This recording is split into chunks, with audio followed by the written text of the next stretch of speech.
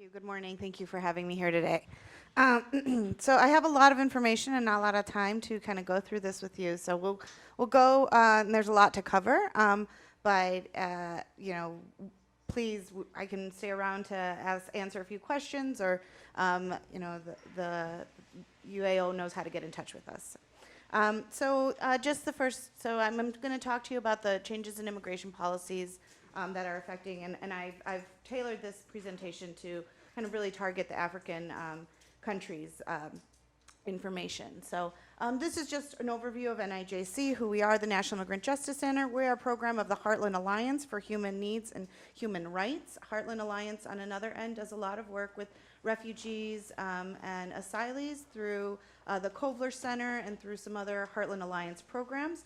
NIJC, we're part of Heartland Alliance, but we are also separate in the fact that we only do immigration representation. And we have a three-tiered approach that you see here. This is just an overview of the different things that I'm going to cover today, the changes in immigration policy. The first one is really at the beginning, Trump's administration, the Trump administration's presidential executive orders. Then we have USCIS, which is the actual arm that processes application for immigration, their policy changes.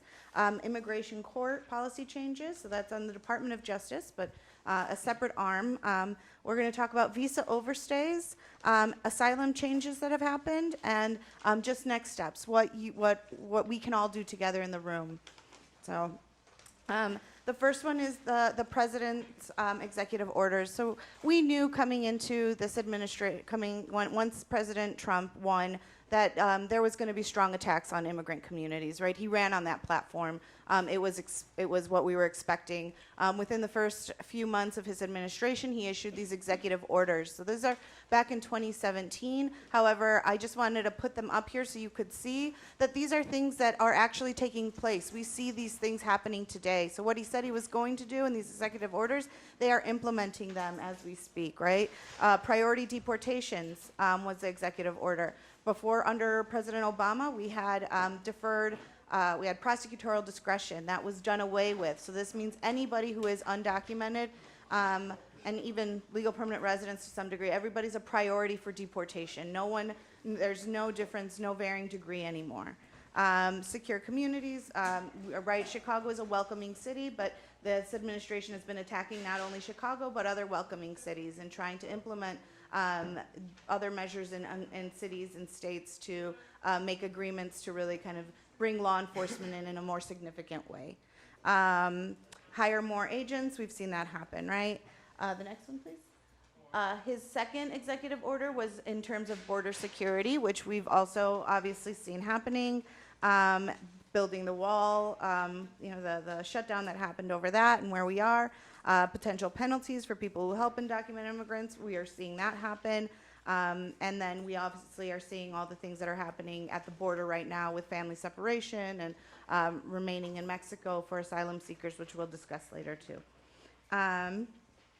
And then we had the other one, and this executive order, the third part of the 2017 orders, there was one that impacted African countries specifically, correct? And that was the protecting the nation from foreign terrorist entry into the United States. That's the way it was titled, but we had the terrorist or Muslim ban, right, or travel ban as it was known. This just recently was upheld by the Supreme Court last year, saying that the administration had the power to implement this ban. And you'll see here in Libya and Yemen, the ban prohibits all immigrants and tourists and work visa holders from entering. And then Somalia, all immigrants are banned from entering, and non-immigrants are subject to heightened security, and that means legal permanent residents, student visas, people with other sorts of visas. This bars refugee entry from all of these countries, except those who are authorized to travel, and remember this was 2017, so it's 2019, and we're not seeing refugees from those countries again. So the next one is, and I understand I'm going a little quickly through these, so please, if you have questions, just save them. We'll have time at the end, right? And then the next one is, so that's the president's orders, right? Remember, we have three branches of government, how they all operate, and each branch of government has been impacted by this administration and the ways that it implements and affects immigrants, all immigrants, and African countries specifically as well. So now I'm going to switch over to talk about USCIS, which is the, when you file an application, you're filing it with USCIS. It's the United States Customs and Immigration Services. So they're the ones that you go to an interview, you're going with USCIS. They have the power to deny, accept your applications. And these are changes, what I'm going to discuss are changes that this administration has done to make that process so difficult. As our friend was speaking about here, what you heard, that's, we're seeing now within USCIS so many roadblocks put up for individuals, and we're seeing specifically individuals from certain countries. African countries tend to be one of those as well. So one, and this does impact every immigrant, but, again, specifically, we're seeing some certain countries being targeted specifically here. The first one is the notice to appear memo. So what does that mean? What does that policy change? Every person who, so it passed in June 28th of 2018, and it expands situations in which immigration, USCIS, will issue notices to appear in connection with adjudicating requests for immigrants. What does that mean? That sounds crazy, right? Basically what this says is if you apply for, let's say you apply for a family petition, and it's denied, and you have no other form of relief. You're here without any kind of authorization, and your family petition was the way that you were going to get accepted. Since they've denied it, they're going to put you in removal proceedings. So they're going to start putting you in front of a judge. That's what the NTA is. That's your notice. That's your immigration kind of, I want to say, but that's what they give you an immigration to transfer you over to the judge side, the judicial side, to start your deportation process. So now it's saying any denial at all, we're going to start issuing you notices to appear to go to court. Request for evidence memo. So when your attorney, because everybody should be doing every application that goes to USCIS with an attorney, please, at this point. When your attorney files your application, before we would get these notices saying, hey, we're missing some information, or we want to see more of this one thing. Well, now immigration has changed their policy to say, we don't even have to send you that, we can just deny you outright. We're not even going to have to do that. We're going to deny you outright, and then you have to go through the appeals process and go through all these other things. So, and then obviously, that also allows them to issue that notice to appear. So it puts people in a real bind. Increased scrutiny of applications, as our friend had mentioned, right? The increased scrutiny of his application. Why all of a sudden do you need to see this information? Why all of a sudden do you want to see things that were submitted with legal permanent resident applications when it has nothing to do with this other application? It's become very complex, and for your attorneys and on the legal side, the way that this administration and the policies that they're implementing to put roadblocks for even going it through the legal way as they want us to say it, right? So it's hard for me to explain exactly what I mean by increased scrutiny on applications, but we're just seeing things take so much longer, and the way that the questions that are being asked about our client's history is much more extensive. And then there's this public charge. I'm sure you've heard about this going around as well. So USCIS has this policy, is proposing changes to public charge. That means they are trying to deny individuals visas and adjustment of status if they feel that you are some way going to be a public charge. So you are going to be taking money from the federal government in the future. Doesn't even have to be something right now, but if they predict in the future that that you could possibly need Medicaid, they could deny you a visa. They could deny your adjustment now. So that's what they're trying to do. We are here in the U.S., right, as you apply here. We're seeing this already happen in counselor interviews. So when people apply and they do the interview in their home country, right? So if you have a family member who applies for you here, and I'm applying for my brother in Nigeria, right? When he does his application in Nigeria at the consulate there, what we're seeing there is they're already using this public charge definition there, and we're seeing an increased denials in public charge for people processing their applications in their home country. Again, it's going to be expanding here in 2019. I think we're going to be seeing some changes, so it's going to be very important that you work with your community-based organizations and attorneys to make sure that that you won't fall under the definitions of public charge. I know it's complicated. Next one.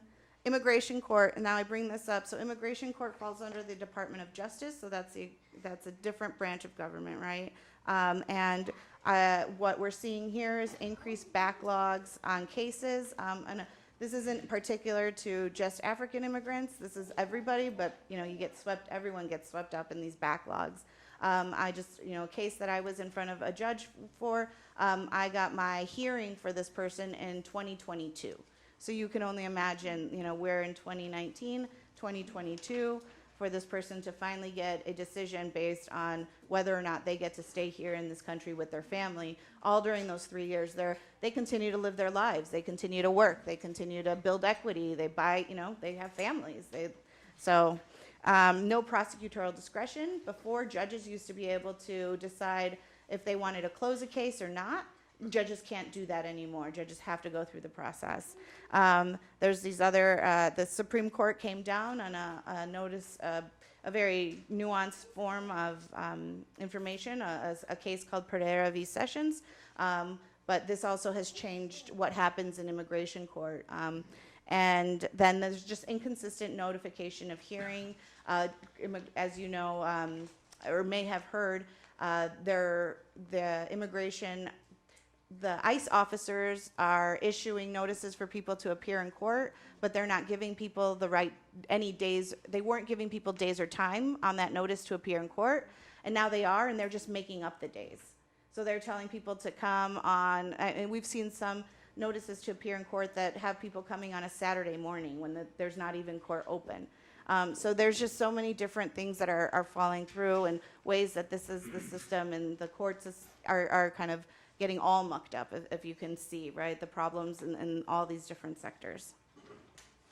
Then I wanted to touch on this. This is relatively new. Actually, it's pretty new, this visa overstay. As we know, again, this administration has said that they are going to be targeting immigrants and really doing as much as possible to restrict the amount of individuals who can come into this country and who can obviously kind of adjust their status, right? So on April 22nd, 2019, President Trump issued a presidential memorandum on combating high non-immigrant overstays.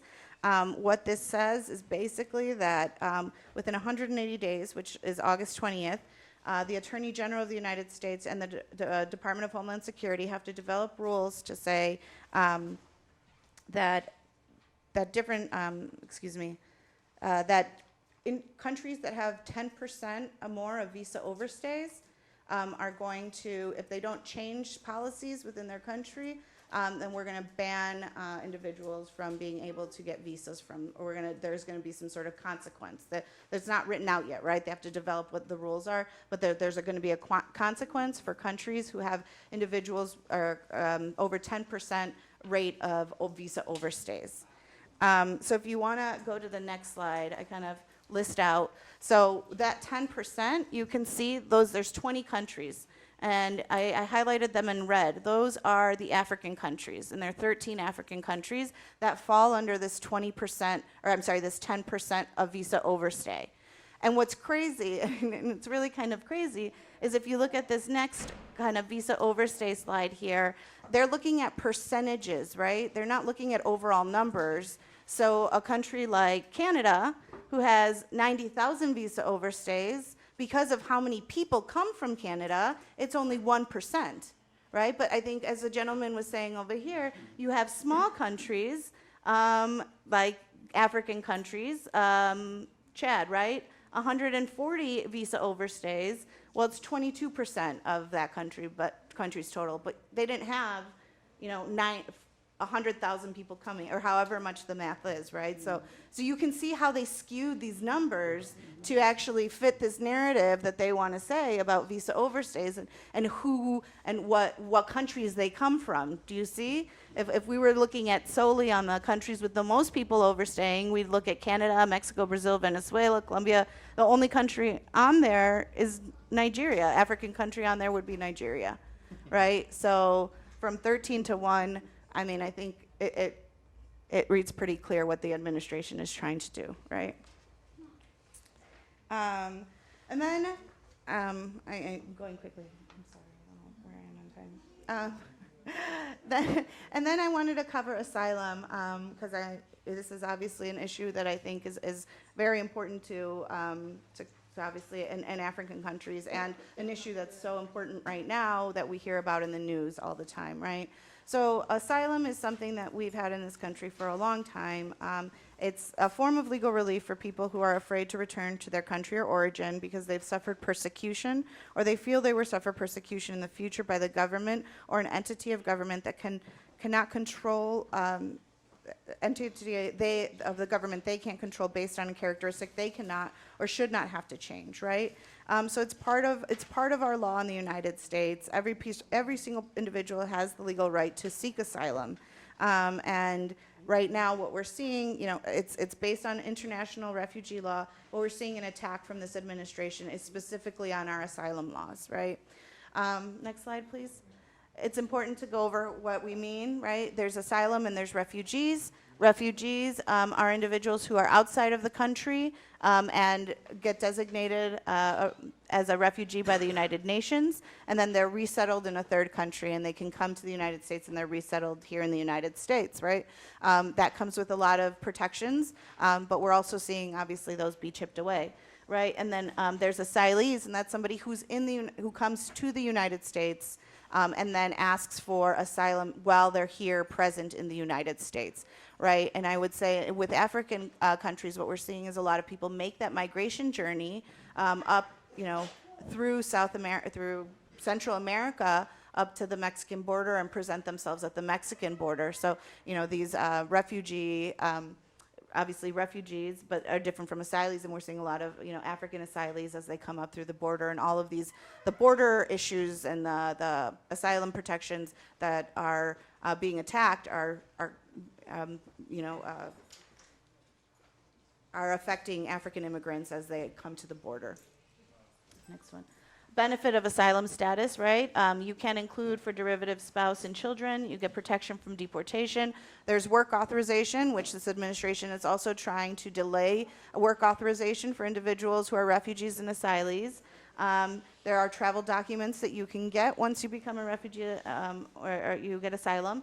Access to some public benefits, again, something that this administration is trying to attack again. And you can apply for lawful permanent resident status after 1 year. This is the process. There's an affirmative process and a defensive process. The affirmative one is that you do through the asylum office, and then the defensive one you do in front of a judge. Who can't seek asylum? You have to apply within 1 year of your arrival to the United States. There are bars to asylum, and again, these are bars that this administration is trying to make harder and pass, but currently these are what they are, right? A persecutor bar, so if you've persecuted in the past, you cannot get it. Criminal bars for certain crimes, and we're seeing that this is a way that they're attacking asylum seekers, is if you have a small criminal record, they're trying to use that to deny you asylum. A terrorism bar, or there's a way for you to be in this other safe third country. Risks of applying for asylum, because as a friend mentioned, there's pros and cons to everything, right? If an asylum application is denied, you're placed in deportation proceedings. But if any application right now is denied by immigration and you aren't a legal permanent resident, then you'd be placed in deportation proceedings also. And a frivolous asylum application is a permanent bar to immigration relief. Other considerations that you have to understand if you're going to apply for asylum is that you avoid future travel to your home country.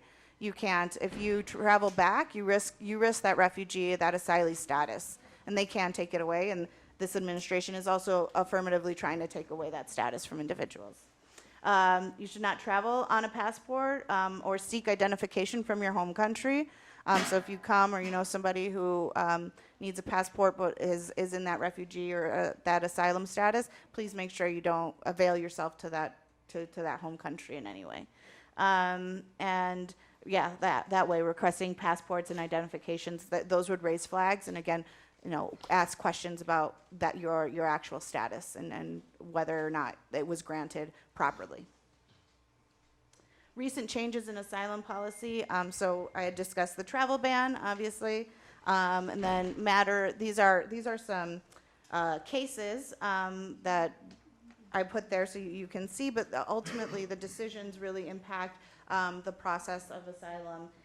Matter of AB is one that makes it more difficult for survivors of domestic violence and violence by non-state actors, so people like gangs, to be granted asylum, and we're seeing this in a lot of the Central American countries. That's really kind of the way that they're using to deny asylum.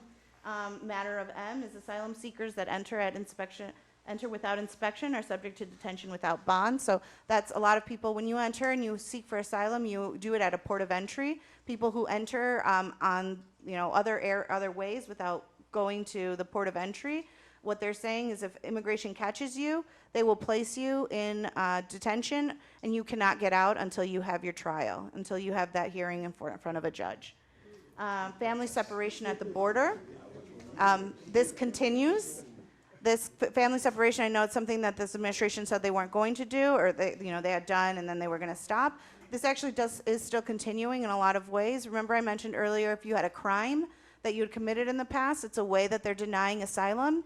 Well, if somebody comes in with their children and they've noticed and they have a crime, what we are seeing is that they're separating the families and taking the children because they're prosecuting those individuals for those crimes that they had committed. And then there is the presidential memorandum, that additional measures to enhance and restore integrity to our immigration system. And that is this memo that also just recently came out it has 4 purposes. It's people who say that they have a fear and they present themselves at the border for a credible fear, can only be in asylum or withholding proceedings. They can't, for some reason, let's say they're here in the United States during that time, they got released on bond, and they become a victim of a crime. They have somebody, some sort of U visa probability, which I know my colleague will talk about in a minute. They couldn't then try to apply that way, or they couldn't then try to apply if they married a U.S. citizen. It would restrict that application to asylum only, right? The second one is they propose regulations to ensure all asylum applications are adjudicated within 180 days. So you come in, you ask for credible fear, within 180 days, they want to have that adjudicated. Asylum applications are very lengthy. They take a lot of time. It's a lot of attorney manpower, expert witnesses, ways to show that claim. So 108, and you can imagine 180 days, what that does to our court system. Remember, I told you that our courts are already backed up. So the third thing is it proposes setting a fee for asylum applications. So if you can imagine, individuals who are seeking asylum at our borders are, individuals who have fled their countries, have really nothing, and are seeking asylum. This administration wants to impose a fee for that application. And there's also the fourth is proposed regulations to bar asylum to people who entered without inspection, people who didn't come to the port of entry, who crossed the border without inspection. So proposed regulations to bar asylum for them for receiving any kind of employment authorization. So you couldn't come in, ask for asylum, and then get a work permit. You just wouldn't be allowed to have a work permit. And then there's the Remain in Mexico policy, which I'm sure the Supreme Court, or not Supreme Court, I'm sorry, it will get there. But the local appeals courts have said that the administration can leave asylum applicants in Mexico while they wait their trial for a judge. And obviously, as you can imagine, this is very dangerous for a lot of individuals who aren't from Mexico, who have been traveling What's the risk that they have being in a country they don't know, they don't have protections in Mexico at all, while they're waiting for their asylum applications to be heard. And they also, it's very, I was reading an article recently, it's very hard for individuals to get lawyers who can come down there and who can actually help them with asylum applications. And again, these asylum applications are difficult and they're lengthy.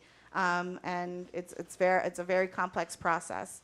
And then there's also a first in, first out for applications now. So those applications that are the most recent are the ones that they are adjudicating. So that means somebody who has had asylum application 5 years ago will now have to wait longer for their court date because they're putting in priority the first these last applicants that have recently come out. So it's called a last in, first out, or first in, first out. Sorry.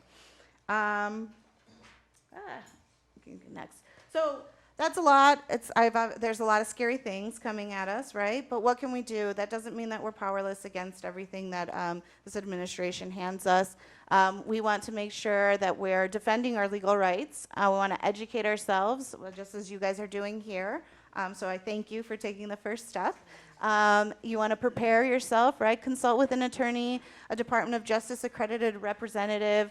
Talk with your family. Make sure everybody understands what's going on, where you are, what kind of immigration concerns you might have. I think that talking to an attorney, even just to get a baseline understanding of what some of your relief may be or may not be, right? But just to get a real understanding of what options are available. And then we want to report. We want to make sure that we're all taking care of each other, right? We want to report incidents of hate crimes or violence that you see, notarios, ICE raids. Immigration is going to be cracking down. We've already seen it on the southwest side here in the city, that ICE agents are going around patrolling and pulling people over in unidentified cars and walking up. It looks like they are targeting certain individuals. But with that, they're also asking people around them about their status and about what's going on. And so we call those collateral arrests, and we know that the immigration is doing that right now and is seeking collateral arrests. So next step. And I want to promote our legal services. So the National Immigrant Justice Center, like I said, we're over 30 years have been doing this work. We serve low-income residents of Illinois all over. Household income must be at or below 200% of the federal poverty line. So that means here a family of four with income less than about $50,000. We have services available in English and Spanish, and we do have translators available in other languages. We do have attorneys that speak French as well. We have a help desk at the immigration court, so if you ever need some help, if you find yourself in court and you said, oh, oops, I forgot to ask, or I don't have an attorney, what can I do? We do have attorneys staffing a help desk at court, and we have legal orientation programs for detained adults and minors, so our attorneys do go to the detention centers and do legal and tell people about their rights. Next slide. And then this is all the work that we do and what we don't do. We do basically all work that is around removal, family-based, DACA, protection-based immigration, naturalization, citizenship, green cards, temporary protected status, TPS. We don't do work around employment visas, student visas, tourist visas, and other non-immigration related issues. Because we don't do employment or student visas, I didn't talk about them, but this administration is also attacking the H-1B visas, the H-4 visas for spouses and children of H-1B holders. They're trying to stop those programs. And they have also made it very difficult for students to actually get student visas. So what we're seeing is that a lot of highly skilled workers from foreign countries are going to other places. They're not, they're not kind of dealing with this. There's been an increase in highly skilled workers in Canada and some other countries because the U.S. has made it so difficult. This is our general consultation information. We have hotlines for asylum seekers, for LGBT immigrants, for unaccompanied children immigrants, and for detained immigrants, and general immigration consultations. And then we also have, next slide I think is the, yeah. So we are part with United African Organizations. We're part of we're part of a program called the Chicago Legal Protection Fund, which as UAO is our community navigator organization and they do referrals to us. We also provide free legal screenings and free case representation to Chicago residents. So if you qualify for NIJC services, first off, your legal screening would be free, so you can come in and we'll tell you what your options are or what you should or should not be thinking of in immigration for free. And then if we can't take your case, it would also be free of charge of our costs. You still have to pay immigration costs, unfortunately. And then this is a way you can connect with us. So.